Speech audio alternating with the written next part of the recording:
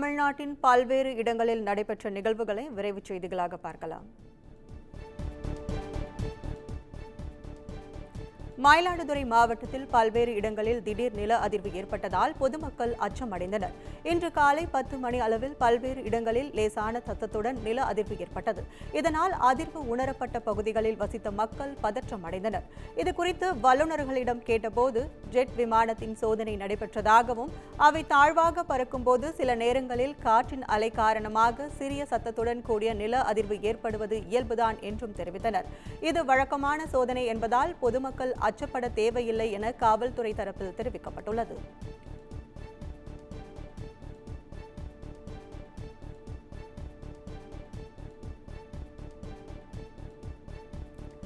சதுரகிரி சுந்தர மகாலிங்கம் கோயிலில் ஆனி மாத பிரதோஷத்தை முன்னிட்டு பக்தர்கள் மலையேற வனத்துறை அனுமதி வழங்கியுள்ளது. ஸ்ரீவில்லிபுத்தூர் மேகமலை புலிகள் காப்பகம் சாப்டூர் வனச்சரகத்தில் அமைந்துள்ள சதுரகிரி சுந்தர மகாலிங்கம் கோவிலுக்கு செல்ல அமாவாசை பௌர்ணமி நாள்களில் மட்டுமே பக்தர்களுக்கு அனுமதி வழங்கப்படும்.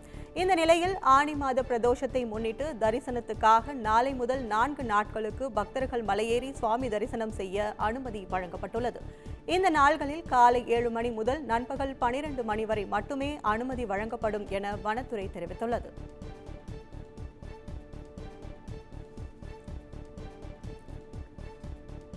மாஞ்சோலை தேயிலை தோட்ட தொழிலாளர்களை வெளியேற்ற அனுமதிக்க மாட்டோம் என புதிய தமிழகம் கட்சி தலைவர் கிருஷ்ணசாமி தெரிவித்துள்ளார். நெல்லை மாவட்டம் மாஞ்சோலையில் வசிக்கும் தேயிலை தோட்ட தொழிலாளர்களை சந்தித்து புதிய தமிழகம் கட்சி தலைவர் கிருஷ்ணசாமி குறைகளை கேட்டு அறிந்தார். அதனைத் தொடர்ந்து செய்தியாளர்களை சந்தித்த அவர் பிபிடிசி நிர்வாகம் கட்டாயப்படுத்தி தொழிலாளர்களை வெளியேற்ற முயற்சிப்பதாகவும் தற்போது தொழிலாளர்கள் இக்கட்டான சூழலில் இருப்பதாகவும் கூறினார். தேவைப்பட்டால் மாஞ்சோலை விவகாரத்தில் சட்ட ரீதியாகவும் பிற போராட்டங்களையும் நடத்துவோம் எனவும் தொழிலாளர்களை வெளியேற்ற அனுமதிக்க மாட்டோம் என்றும் கிருஷ்ணசாமி தெரிவித்தார். புதுச்சேரியில் வட்டாட்சியர் அலுவலகத்தை முற்றுகையிட்டவர்கள் மீது புதிய குற்றவியல் சட்டத்தின் கீழ் வழக்கு பதிவு செய்துள்ளனர். மத்திய அரசு கொண்டு வந்த 3 குற்றவியல் நடைமுறை சட்டத்தை புதுச்சேரி மாநிலத்தில் முதலமைச்சர் ரங்கசாமி அறிமுகப்படுத்தினார். இந்நிலையில் சாதி சான்றிதழ் வழங்க மறுத்த வட்டாட்சியரை SC/ST வன்கொடுமை சட்டத்தின் கீழ் கைது செய்ய வேண்டும் என புதிரை வண்ணார் விடுதலை இயக்கத்தினர் வட்டாட்சியர் அலுவலகத்தை முற்றுகையிட்டு போராட்டம் நடத்தினர். இந்நிலையில் அவர்கள் மீது முதலியார்பேட்டை காவல் நிலையத்தில் புதிய குற்றவியல் சட்டம் BNSS 170 பிரிவின் கீழ் வழக்கு பதிவு செய்யப்பட்டுள்ளது.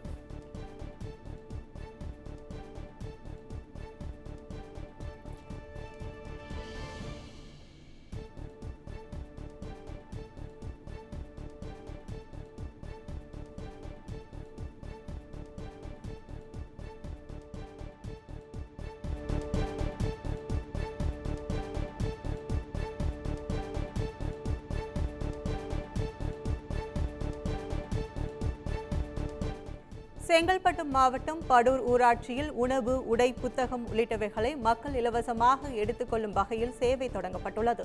அதில் உணவு, உடை, புத்தகம், பழங்கள் ஆகியவற்றை மக்கள் தங்கள் தேவை போக மீதமுள்ளவற்றை இல்லாதவர்களுக்கு கொடுத்து உதவும் வகையில் அன்பு குடில் அமைத்துள்ளனர். அங்கு ₹1 நாணயம் செலுத்தி பெண்கள் நாப்கின் பெற்றுக்கொள்ளும் வகையில் நாப்கின் இயந்திரமும் அமைக்கப்பட்டுள்ளது.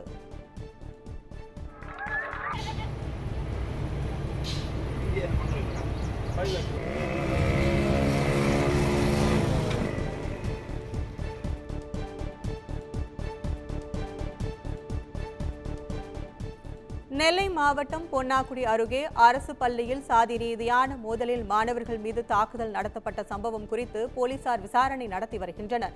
பொன்னாக்குடி அடுத்த மருதகுளம் கிராமத்தில் உள்ள அரசு உயர்நிலைப் பள்ளி 12ஆம் வகுப்பு மாணவர்களிடையே மோதல் ஏற்பட்டதாக கூறப்படுகிறது. இதில் சாதி ரீதியாக ஒரு தரப்பு மாணவர்களை மற்றொரு தரப்பு மாணவர்கள் தாக்கியதில் 2 மாணவர்கள் சிகிச்சைக்காக திருநெல்வேலி அரசு மருத்துவக் கல்லூரி மருத்துவமனையில் அனுமதிக்கப்பட்டுள்ளனர். நாங்குநேரி சம்பவம் தமிழகம் முழுவதும் பெரும் அதிர்ச்சியை ஏற்படுத்திய நிலையில் மீண்டும் அதே போன்று ஒரு நிகழ்வு அரங்கேறியுள்ளது. பெற்றோர்களுக்கு மத்தியில் அதிர்ச்சியையும் அச்சத்தையும் ஏற்படுத்தியுள்ளது. இச்சம்பவம் குறித்து போலீசார் விசாரணை நடத்தி வருகின்றனர்.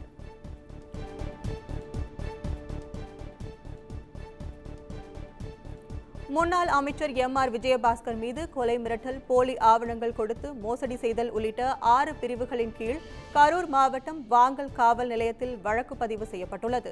கரூரில் பிரகாஷ் என்பவருக்கு சொந்தமான 100 கோடி ரூபாய் மதிப்புள்ள 22 ஏக்கர் நிலத்தை எம்.ஆர். விஜயபாஸ்கர் ஆட்களை வைத்து மிரட்டி போலியான ஆவணம் கொடுத்து சொத்தை அபகரித்துக் கொண்டதாக புகார் எழுந்தது.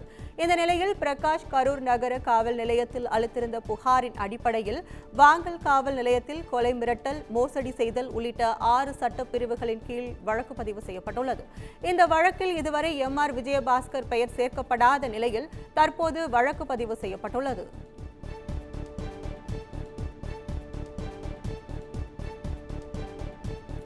தமிழகம் முழுவதும் தங்கு தடையின்றி போதைப் பொருட்கள் விற்பனையை ஊக்குவித்துள்ள திமுகவும் அக்கட்சியை தூக்கி பிடித்து வரும் கூட்டணி கட்சிகளும் தமிழ் சமுதாயம் பற்றி பேசுவதற்கு எந்தவித அருகதையும் கிடையாது என ராஜா கடும் குற்றம் சாட்டியுள்ளார். திருவாரூரில் செய்தியாளர்களிடம் பேசிய அவர், தமிழகத்தில் முதலமைச்சர் மு.க.ஸ்டாலின் தலைமையிலான அரசு அனைத்து துறைகளிலும் தோல்வியுற்ற அரசாக இருந்து வருவதாக விமர்சித்தார். தமிழகம் முழுவதும் போதைப் பொருட்கள் விற்பனை என்பது மோசமாக இருந்து வருவதாகவும், குறிப்பாக பள்ளி மற்றும் கல்லூரி வாயில்களில் கஞ்சா பொட்டலங்கள் விற்பனை செய்யப்பட்டு வருவதாகவும் குற்றம் சாட்டிய ராஜா, இத்தகைய சூழலில் தமிழ் சமுதாயம் பற்றி பேசுவதற்கு திமுகவிற்கோ அதன் கூட்டணி கட்சிகளுக்கோ எந்தவித அருகதையும் கிடையாது என கடுமையாக சாடினார்.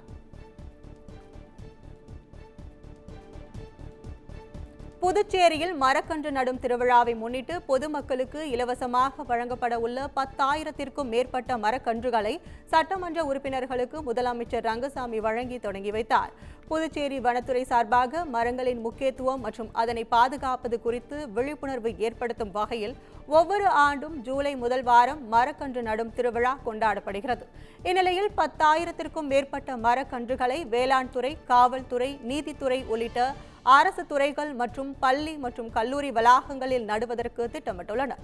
இந்நிலையில் முதலமைச்சர் ரங்கசாமி மரக்கன்றுகளை அமைச்சர்கள், சட்டமன்ற உறுப்பினர்கள் மற்றும் பொதுமக்களுக்கு வழங்கி வாகனங்களை கொடி அசைத்து தொடங்கி வைத்தார்.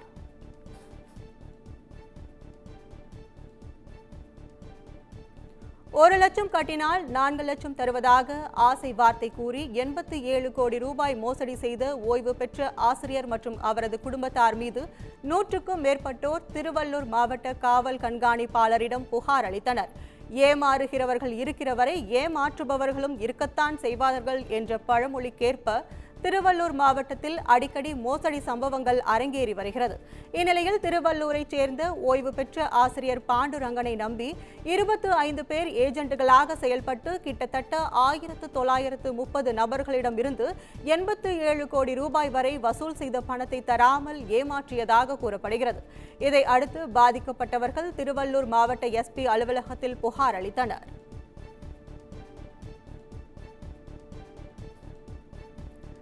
பொதுமக்கள் அச்சமில்லாமல் வாழ்வதற்காக மத்திய அரசு சட்டங்களை கொண்டு வந்துள்ளதாக புதுச்சேரி முதலமைச்சர் ரங்கசாமி தெரிவித்துள்ளார்.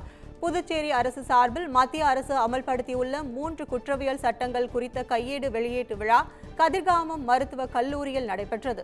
இதில் முதலமைச்சர் ரங்கசாமி, உள்துறை அமைச்சர் நமச்சிவாயம், சட்டத்துறை அமைச்சர் லட்சுமி நாராயணன் ஆகியோர் கலந்து கொண்டு கையேடு புத்தகத்தை வெளியிட்டனர்.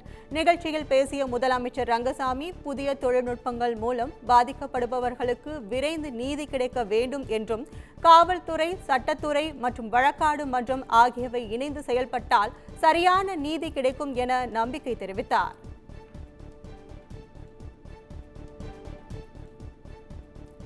சென்னையை அடுத்த பல்லாவரத்தில் உயர் ரக கஞ்சா விற்பனையில் ஈடுபட்ட ஒடிசா மாநிலத்தைச் சேர்ந்த தம்பதியை கைது செய்து போலீசார் விசாரணை நடத்தி வருகின்றனர். பம்மல் நாகல்கேணி மீன் மார்க்கெட் அருகே ரோந்து பணியின் போது சந்தேகப்படும் வகையில் நின்றிருந்த ஒரு பெண் மற்றும் ஆண் நபரிடம் போலீசார் விசாரணை நடத்தினர்.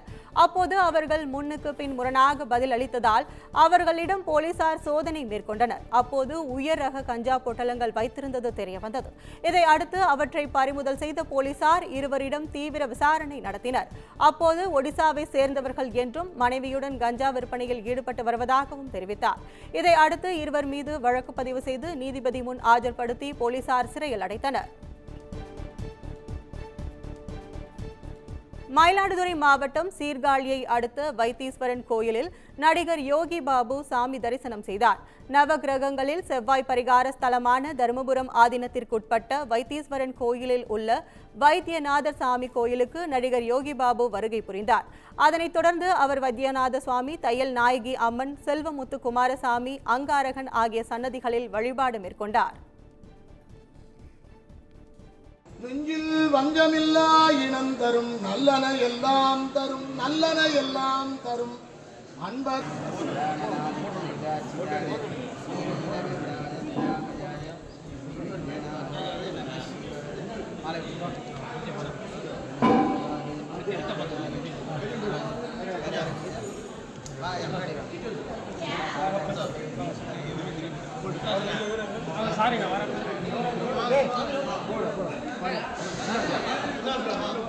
நெஞ்சில் வஞ்சமில்லா இனம் தரும்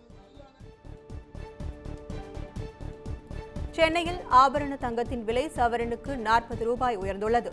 நேற்று தங்கம் விலையில் எந்த மாற்றமும் இன்றி பழைய விலையே தொடர்ந்த நிலையில் இன்று கணிசமாக உயர்ந்துள்ளது. அதன்படி ஜூலை 1ஆம் தேதி தங்கம் விலையில் எந்த மாற்றமும் இன்றி பழைய விலையே தொடர்ந்த நிலையில் இன்று கணிசமாக உயர்ந்துள்ளது.